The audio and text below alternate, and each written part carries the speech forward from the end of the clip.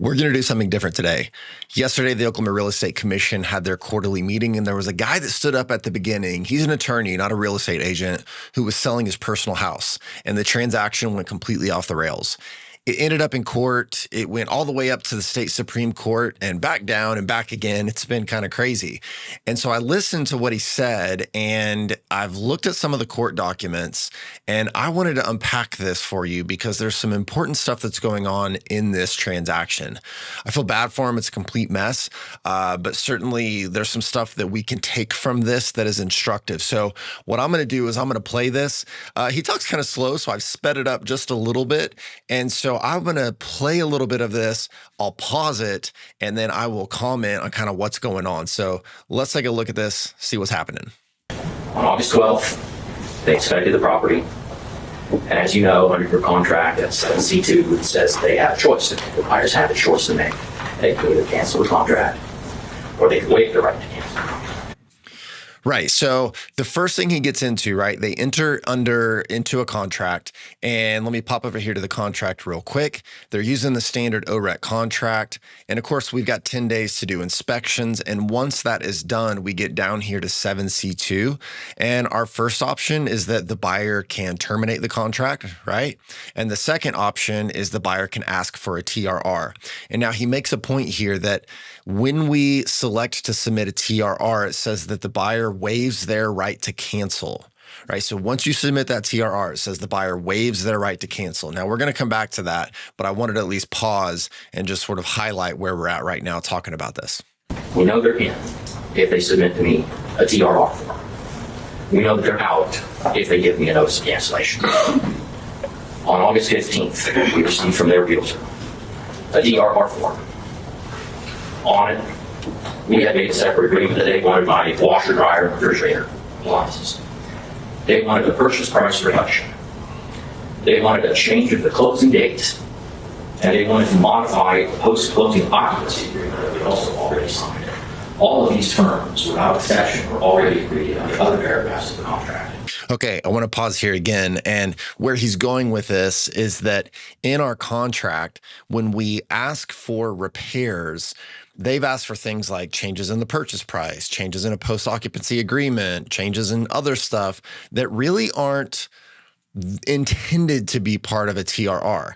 But this happens all the time, right? It talks about here in this paragraph that we're talking about things that should be treated, repaired, or replaced that are not in normal working order, and that they use this definition of defect. That means a condition, malfunction, or problem. It's not decorative. It's going to have a materially adverse effect on the value of the system or component.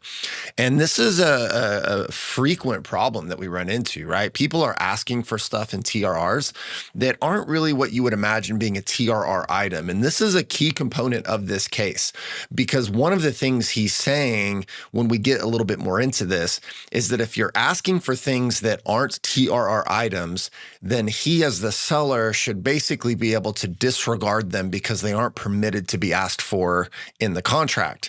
Now, I understand that perspective, and that would be ideal. Certainly, we've always taught people, like, look, people are going to ask for whatever. And at the end of the day, this question of what's a defect, what's not, it's really pretty subjective. Like, who's to decide? I mean, you might say that paint is a defect if perhaps it does coat and protect wood on the outside, for example, right?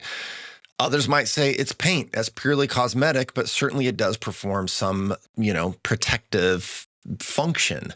And so the idea of what's a defect, what's not, what's cosmetic, what's not, and should we be asking for purchase price adjustments and things? No, I mean, maybe we could negotiate that though, right? This happens all the time, that at the end of the day, we enter into this negotiation and we try to arrive at an agreement between the parties. Now, does that mean if a buyer asks for something that is not what we would generally think of as a TRR item, does that create a problem in the contract? What we'll find out, at least based on the case decisions that came in this case, that doesn't present a problem that they could certainly ask for them. So let's keep going and see where this continues to end up. We received a second TRR before we had even responded to the first with an additional item. They wanted an inspection and repair, if necessary, of a CSST gas line in the attic. I got to pause again. this honestly drives me crazy. The contract is very clear here that it says completing your inspections, you deliver a written list. One, the idea that somebody would submit a TRR and then an hour later submit another TRR that's different, I mean, this just isn't the way that we should be doing things. This is not a good practice. Please don't do this.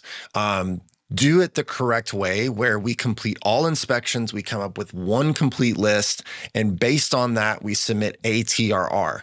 Now, even though maybe they ended up kind of getting away with it in this case, that's not good practice. It's bad practice. It creates disputes, it creates problems. We should be submitting one TRR, one based on all of our inspections, and then we negotiate from there. So that's another thing that just came up that just please don't do that. That's not what the contract intends. We should be submitting one TRR and then we negotiate from there. All right, let's keep going. The CSSC gas line, second TRR, is the only item me and my wife is a real estate broker. The CSSC gas line is the only TRR item that we saw pursuant to the contract. However, the following day, August 16th, we had not yet responded to either of the TRR forms. The buyer's realtor emailed us with a notice of cancellation from the buyers. This is, again, it just is going off the rails here. His complaints are legitimate here, right? We've submitted a TRR. We've then submitted a second TRR the same day. And then the third day or this next day, we come back and we submit a notice of cancellation. Yeah, I'd be a little irritated too, but let's keep going to see before we talk more about that. They said they were backing out of the deal. They no longer wanted any part of it. We waited 3 days, August 19th. We're still within that 7-day window for TRR negotiation. He said, no, you're not backing out. Pursuant to the contract, you cannot do that because you had already said that you had waived your right to cancel by sending me the repairs. Nevertheless, they held their ground. TRR window expired. They sent me another notice of cancellation. They also wanted me to sign a release of their earnest, which we refused to do. This is where we start to run into the problems where this is what ended up, I think, causing him some issues down the road.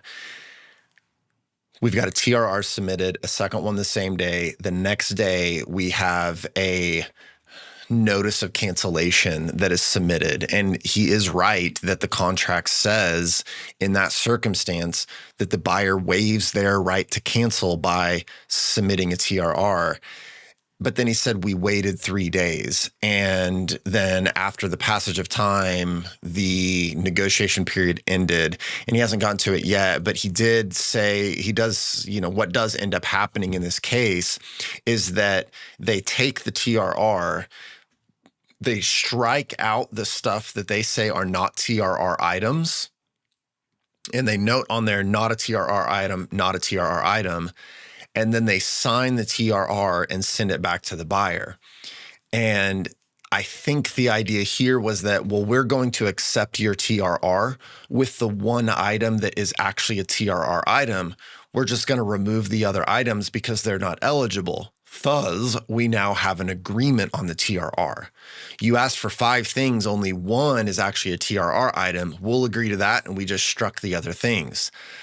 This is where the problem ended up happening, and this is where everything kind of started to unravel. So I want to pause here and go a little bit deeper because this is just one area where we can really, I think, learn something from this case, because this is where we look at the Oklahoma Court of Civil Appeals decision in particular that has the analysis in it. Now, they appealed it up. Here's what happened. They went to district court.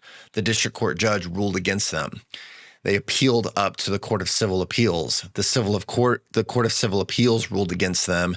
They appealed up again to the state Supreme Court, who just said, we're not taking it on. So the Court of Civil Appeals is the one who basically has the analysis that tells us sort of what they're thinking.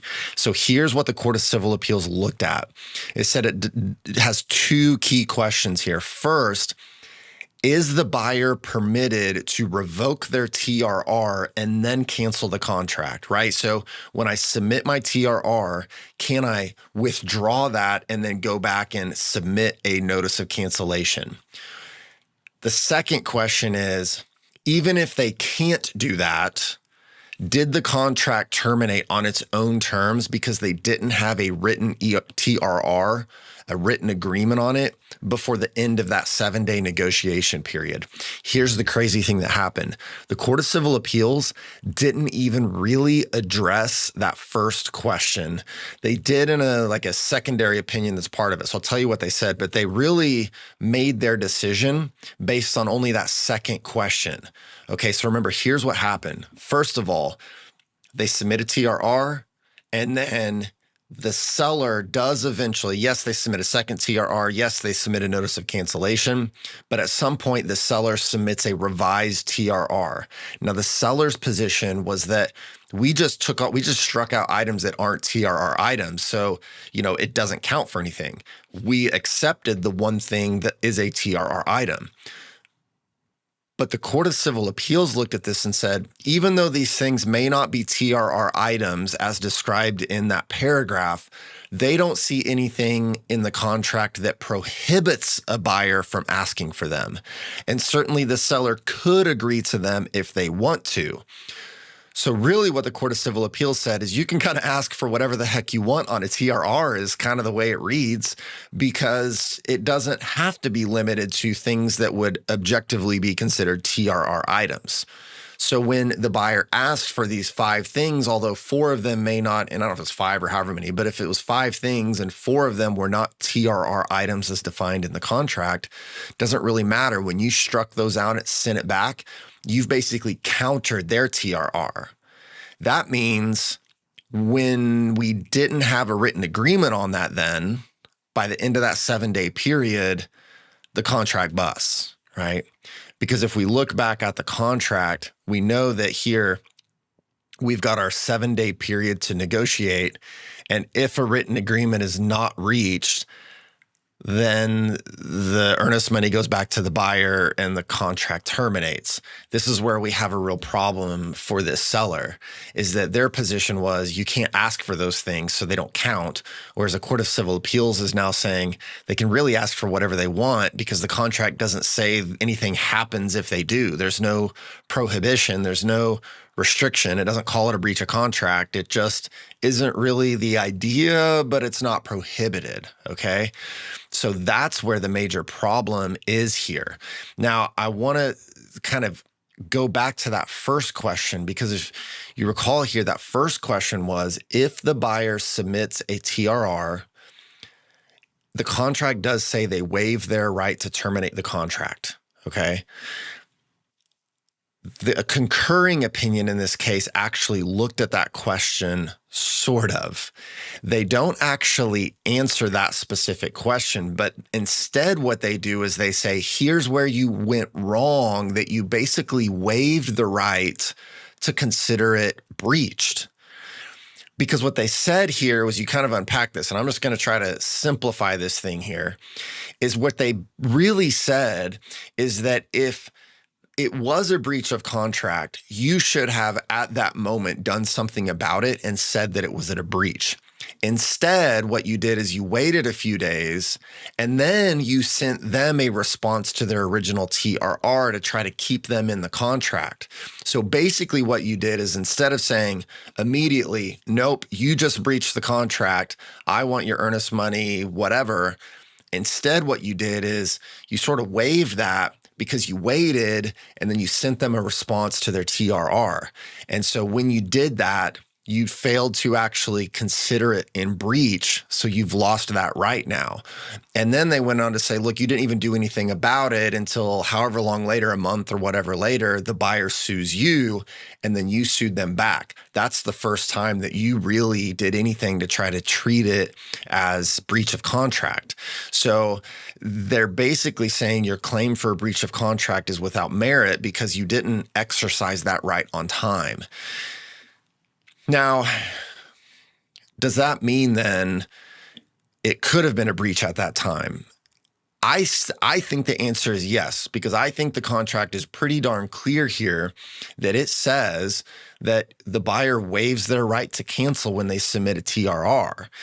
The thing is if they do that, if they submit a TRR and then they say, never mind, here's my notice of cancellation, you've got to do something about that quickly. You have to kind of take action right now. Otherwise, you might lose your right. If you're like, no, you can't do that, but let's keep negotiating. And then you hit the end of that 7-day period to negotiate the TRR or however long the contract says. Well, then the contract busts and you kind of lost your chance to do it. That's how the buyer won in this case. Was the buyer wrong? Yes. 100% the buyer was wrong. Like, I will stand on that for sure. That's not what the contract says. You submit one TRR, not two. And then once you submit the TRR, it says you waive the right to cancel. But when they do it, you got to exercise that right, is what the Court of Civil Appeals seems to be saying here. We can't just let that go. We got to actually treat it as breached and canceled and done right then, and take appropriate action at that time to enforce those rights. So I do think that the seller in this case right there was correct. The problem they ran into was sort of that procedure that happened after the breach occurred, and how that then became kind of a problem for them. Okay, so I want to emphasize this a little bit so you can hear exactly what he said about it, because he quotes the Court of Civil Appeals here. So let's check this out. The Oklahoma Court of Civil Appeals said that although the contract does state what types of items are expected to be listed as TRR items, and it is clear that some of those items the buyers listed on the TRR do not qualify, we find nothing in the contract prohibits buyers from putting, quote, non-TRR items on their TRR list. Yeah, I mean, this is an issue, and it always has been. And this is why we've always taught people, like, yes, it says this is what you should be asking for, but it's more aspirational that it's ideal that that's what we would be doing.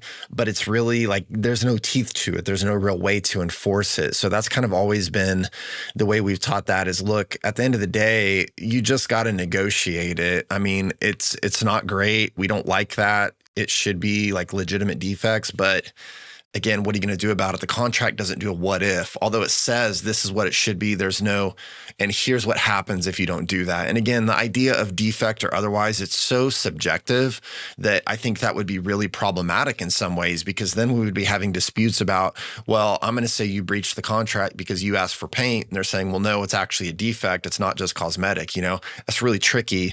And so maybe this will actually end up being a catalyst to say, look, you just ask for whatever the heck you want. I don't know, because that's kind of the reality that we're working in. So that is unfortunate, but yeah, I mean, that's, I think, kind of the why we've always taught it the way we do. It's not that situation. This is a situation where we felt that the contract did expressly say what was and what was not to go on a TRR form. And because we had sent back a TRR form with those items crossed off, except for the CSSD gas line, they ruled that we kept that contract alive, and that any amendment that seller next to a TRR form without buyer's consent is undeniable evidence of lack of, and that contract terminated on TRRs. Yeah, see, this is the problem, right? This is where it said, okay, although there were things that were not intended to be TRR items in the contract doesn't say you necessarily can't ask for them, although that's the intent, that if you get that and then the seller makes a modification of those items and then sends them back, that is proof that you did not treat this contract as breached. You treated this contract as still alive. So when the buyer breached the contract by trying to cancel after submitting a TRR, rather than doing what you should do to say this is a breach of contract, instead, you basically reinitiated or kept that alive by submitting the modified TRR.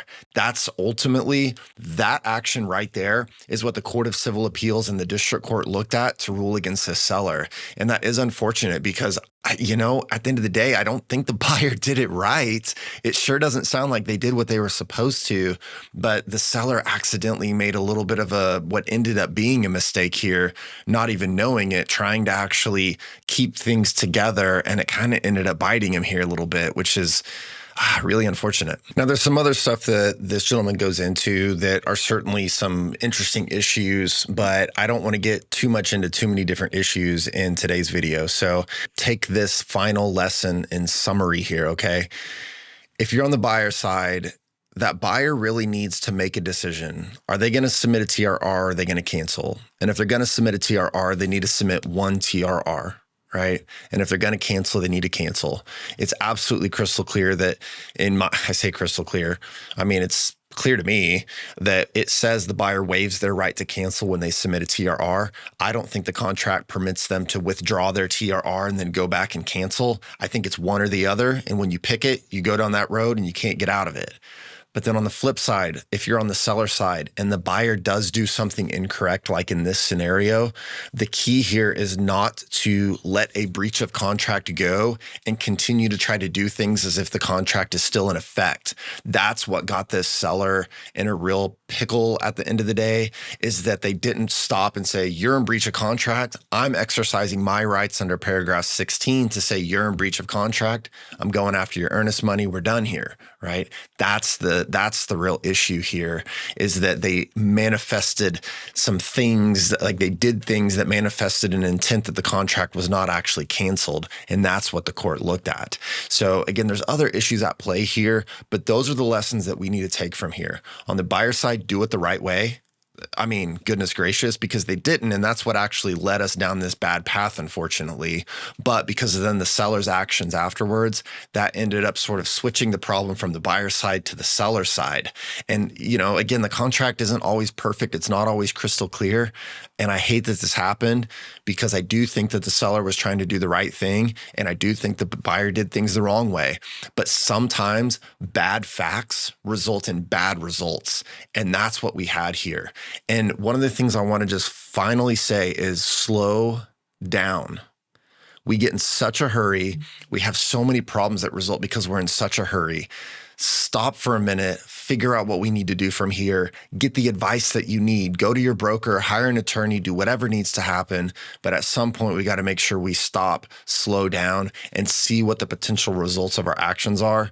Again, I'm glad that this wasn't a case that I was involved in, because this is tricky, this is difficult, and I hate that it happened, but at least we can all learn something from it, right? And so there may be other issues here that I may go back and look at, but at least at this point, let's focus on those inspection periods, how this works and doesn't work. And I hope this is helpful for you and you learned a little bit of something from it. So let's all be careful out there, and let's do what we can to do the best that we can for our buyers and sellers.